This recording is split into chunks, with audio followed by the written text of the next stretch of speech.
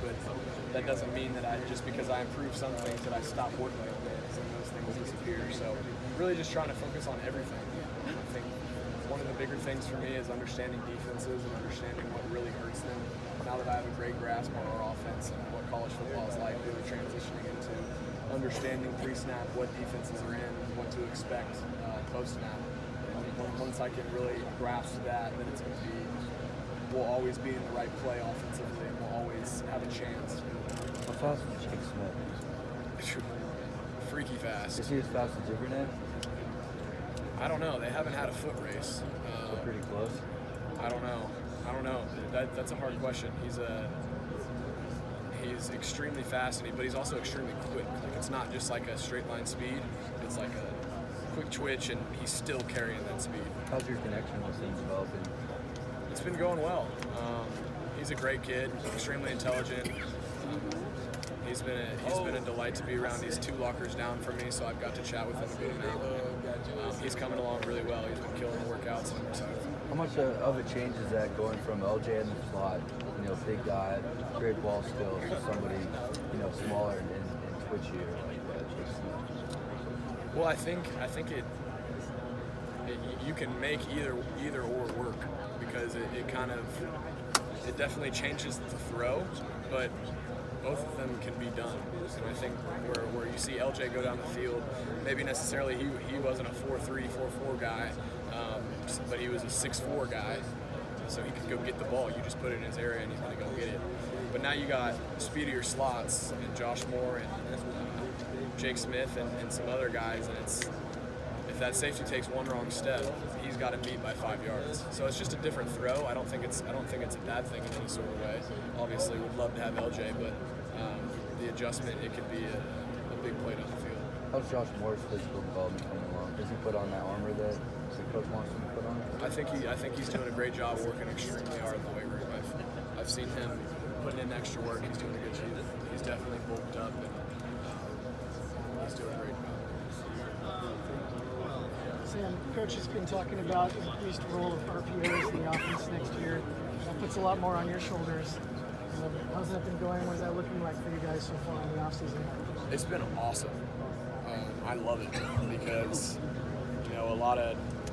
it's going to be hard for teams to try to take away the run without adding guys in because of how physical and athletic we are going to be up front and the skill that we're going to have at the running back position without having guys who are running 4.5s cut behind them. So we saw that a lot in the spring.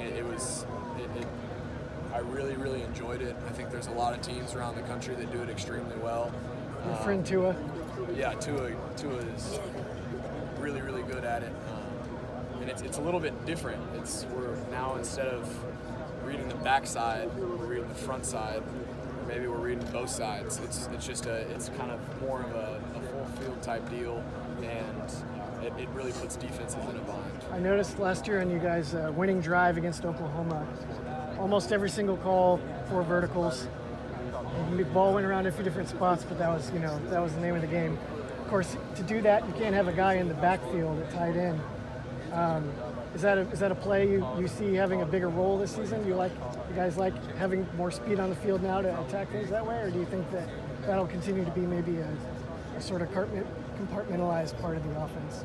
That's a good question.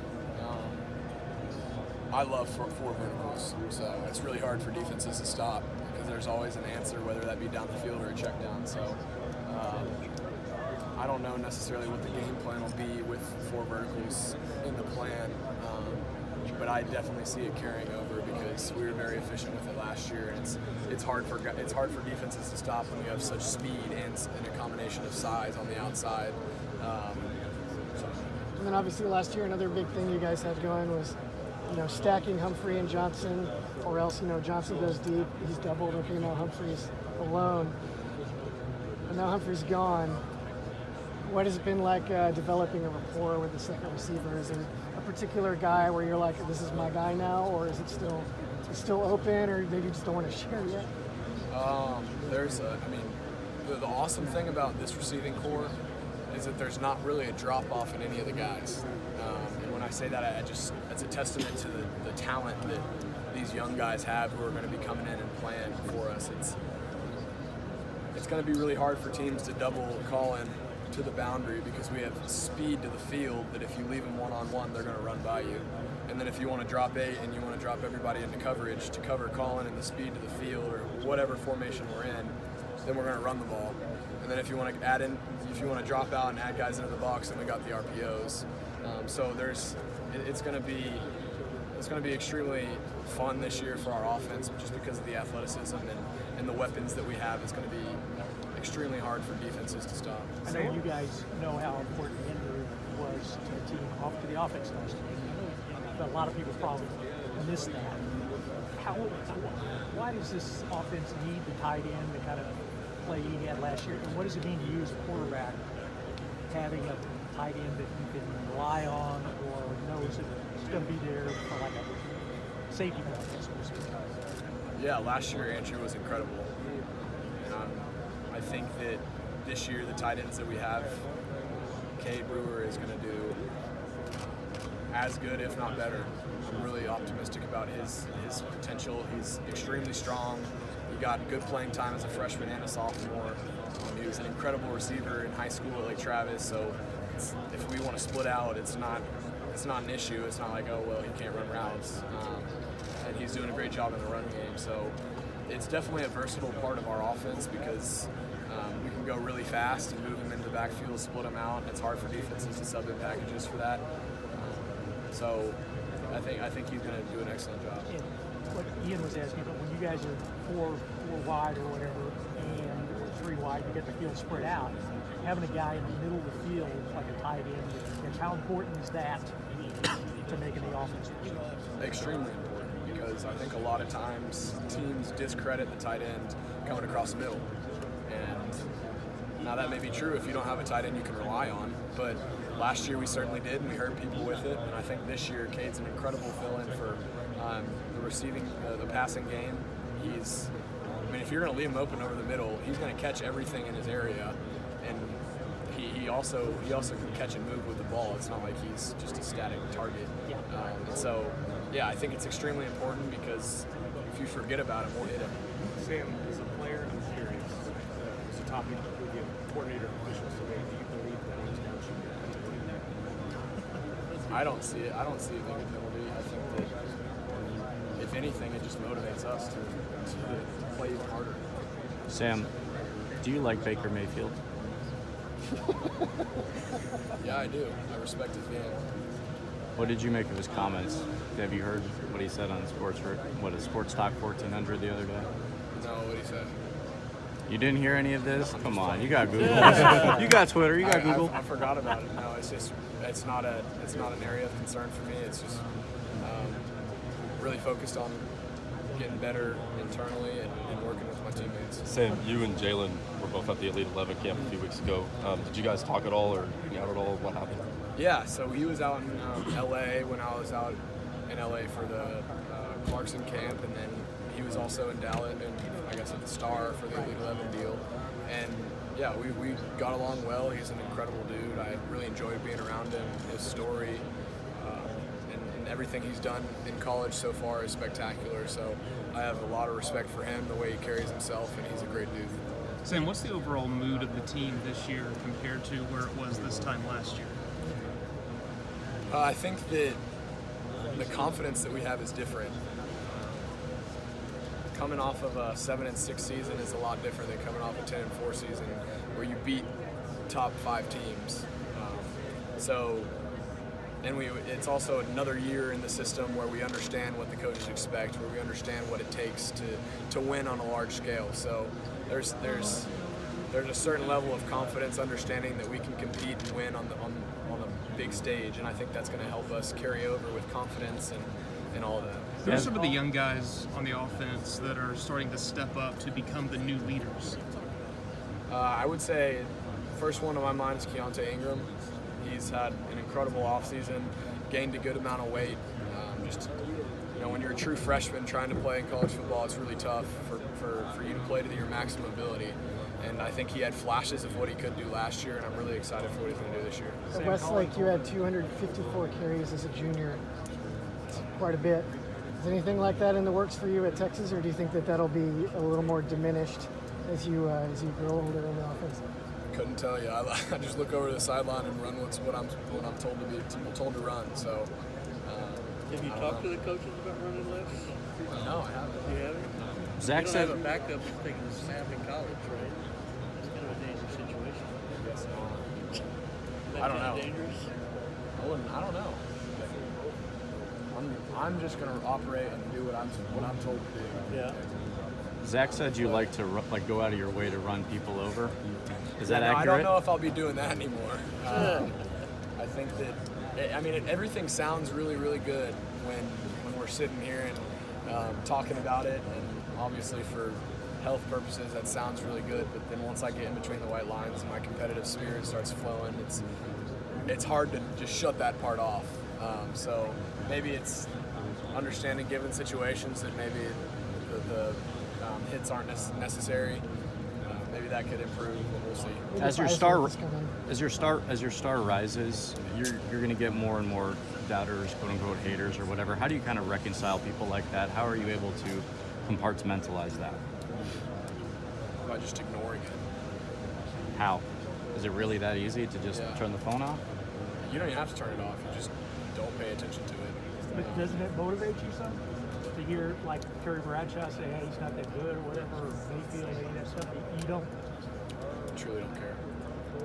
Collin told a story about after the Big 12 championship, he was driving on the golf carts and essentially these guys talking. He's like, "I never want to do this again." Do you remember that moment? I do. Absolutely. We were just out in the tunnel where we were riding back. I think we were riding back from talking to the media, and it was just not a fun situation. And I remember talking to him and letting him know that I never wanted to feel this again. How much does coming here then for media day like bring up memories and kind of remind you and motivate you again? Absolutely. I think being back here for the first time since that game, it reminds us of what we could have done. Obviously, that was a game that we could have won, and we didn't. So ultimately, that should provide more motivation to work harder tomorrow and the next day, and be the best that we can be. So we don't have that feeling. Has it this offseason? Has it, been so thinking about that? Has it motivated you throughout this offseason so far? I wouldn't say like we're just using it as motivation, but it's definitely something like if we definitely still remember it. You've got a lot of passion for the university. You've got Collin, who's also got a lot of it from a big UT family. Does that come through in how he prepares every day for just whether it's practice or a game, that passion he has for the university with his family? Absolutely. He's always at the facility an hour before he's supposed to be there. He always leaves an hour after he's supposed to leave. He's always the hardest working guy around. He's going to be busting his butt, whatever he's doing. He's going to be putting in extra work, trying to lead the guys, make other guys around him better. And the passion that he has for the university and the game of football, it's very impressive. It's going to show this season, and it's a reason why he's had success in this sport. And a similar thing for Kirk. I know we don't talk about him as much. He hasn't played as much. Is he the same type of guy in the program? Yeah, Kirk is an extremely hard worker. Always busting his butt. Awesome to be around. Yeah, he's the same way. You've got 3 defensive starters back. How far away are they from being the championship defense? Coach Herman talks about all the time. Our offense is really good. I don't know much. I'm focused on continuing to make our offense better. I trust in Coach Orlando and the leaders on the defensive side of the ball. Are there ever moments you're able to reflect on your journey, whether it was just 2 years ago, 5 years ago, as a kid, into where you are now? I try not to. I try to keep my head down and continue to work, because ultimately I'm not at the destination that I want to be at, and because there's so much more out in life. I think a few years down the road, and when I'm done playing football, I'll kind of take a step back and put everything into perspective and realize how cool all this is. But I'm just focused on being the best that I can be and giving my team a chance to win. But you're where you would have wanted to be, quarterback in Texas. You guys picked in the top 10. Some people think you'll make the football playoff. That's where you want to be, right? That's where you say, hey, I want to go to Texas. I want to be the quarterback. Yeah, growing up, watching Texas compete for championships, that's the dream. And so I always want to be on a team that has a chance to win a championship. I think we're moving in the right direction with the program. Sam, last year after Maryland, obviously, you guys didn't get the results you wanted there, but after that, your play turned around like almost on a dime. Was there a moment for you that you felt like a switch flip, or was it kind of just more of like a gradual, you were kind of caught up in it all? Honestly, I think it was just I was finally comfortable with college football. Maybe not the Tulsa game, maybe not the USC game, but right around the TCU game. I think that's when I really started getting comfortable in college football and getting used to what it was like and what you had to do to succeed. Andrew Beck's obviously a hard guy to replace, but Cade's had success before, and it seems like it's kind of going to be his job to maybe slide into. What have you seen from him? How confident are you that he can sort of slide into Andrew's spot? Yeah, I'm extremely confident. Obviously, he did an excellent job as a freshman, so he has game experience. He's extremely strong. He was a pass catcher in high school, so there's no doubt there that he was a receiver. And there's no doubt that he can't split out and catch some balls. He has incredible hands. I have full confidence in him. We've been roommates since last August or September. So y'all still rooming together? Yeah, we are. It was a little mellow without Brecken around. It's definitely a lot less eventful. I'll say that. Yeah, it's more mellow for sure. Sam, growing up as a fan of this program, I'm curious what you think this program was having its struggles before you got here, and you saw turnover quarterbacks and how difficult sometimes. But what was it like from your perspective as a spectator, even before you committed to watch kind of how the Valley was before you guys started rising? What was my takeaway? Yeah. Like, what was it like to just kind of watch it, knowing it's your family? Yeah, I think that just being a fan of the program, it was unfortunate to see not being where we know we should have been. There were incredible talent, incredible coaches that were here during that time period, and it just kind of seemed like everything went the wrong way. And so, obviously, that's never fun to see as a fan, and you never want that to happen. Sam, with such a deep group of receivers that you guys have now, as a quarterback, do you look at that as maybe putting some extra pressure on yourself to try to get these guys warmed up or in the rhythm, or is it just like super exciting to be surrounded by all these weapons? No, I'm just excited. The speed, the skill, the size, the athleticism that we have at wideout, it's gonna be a lot of fun. So I don't think there's any pressure to get them in a groove. They're gonna be in their own grooves because they're just that way. They're incredible athletes. What areas do you think you're going to be better at this season? I would hope every area. I would think that another year in the program, another year in the system, another year in college football would improve every aspect of my game. That's my hope. Is there anything in particular you're working on, or is it just I'm working on the whole package? I would say just continually working on accuracy, putting the ball in that pinpoint spot. My receiver can get it, but nobody else can. Giving him a chance to run with the football after the catch. What's your favorite route to throw? Favorite route to throw? The touchdown one. Okay. Whichever one gets in the end zone. Yeah. Is that in the playbook? You have a touchdown route? No. No.